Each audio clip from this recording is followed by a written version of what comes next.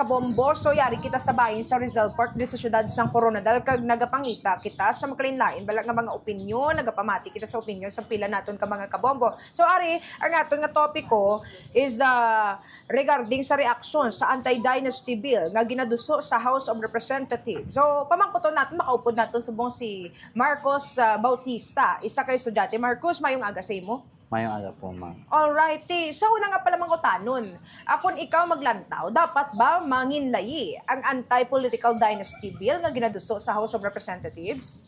Okay. In my own perspective po, ay actually, okay lang naman po na magkaroon tayo ng political dynasty, which is hindi naman kasi talaga siya nagiging problema as long as yung mga tumatakbo na magkakapamilya, magkakadugo ay meron talagang taos-pusong pagsiservisyo para sa bayan or nasasakupan po nila. Alright, so ang point mo is like okay lang nga same ang apelyido but depende sa performance? Yes po. Alright, so but silingon, neutral ka or yes or no nga i-push dapat?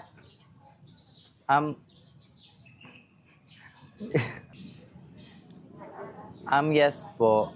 Naniniwala ko talaga na depende pa rin po talaga sa magpinsan, magkaparehas ng apelyido, yung taos-puso nilang pagsiservisyo para sa bayan or sasakupan po nila. Pero personally, ano mga na-experience mo within our AOR, di lang natin specify, ano ba ang na-observe mo once nga kunyari, magpinsan, mag-urutod, ang nagapungko for this particular government positions, ano ba ang imong observation? Like, ano ba sila? Effective ba? In particular, wait lang.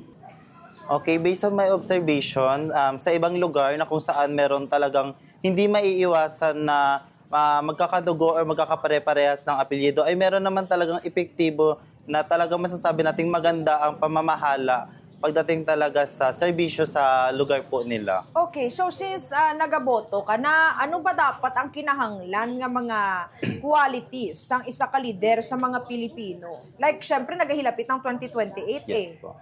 So, para sa akin po, siguro, ang pinaka-the best thing na gawin natin is research at kilalanin natin yung taong iboboto natin o yung tumatakbo nang sa ganun makilala natin yung backgrounds, malaman natin yung backgrounds niya, kung meron ba siyang talagang maibubuga pagdating sa pamamahala. Kasi may iba kasi na tumatakbo lang na parang ano lang, ganun.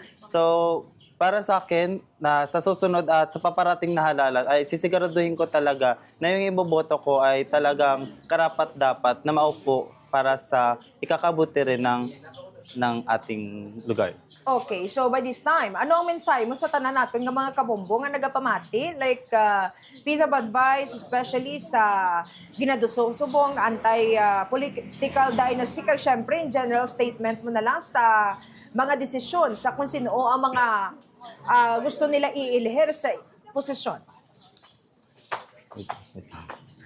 Mga kapwa ko kabataan na boboto ngayong paparating na eleksyon ay naway maging mautak tayo sa pagpili ng ating mga ihalal or iboboto dahil ang bawat boto ng bawat kabataan o ng mga nakakaboto ay talaga namang importante nang sa ganun ay hindi natin pagsisihan sa huli po. Alright. Badabog ka salamat sa imo. Kag mayong aga. Opo, thank you.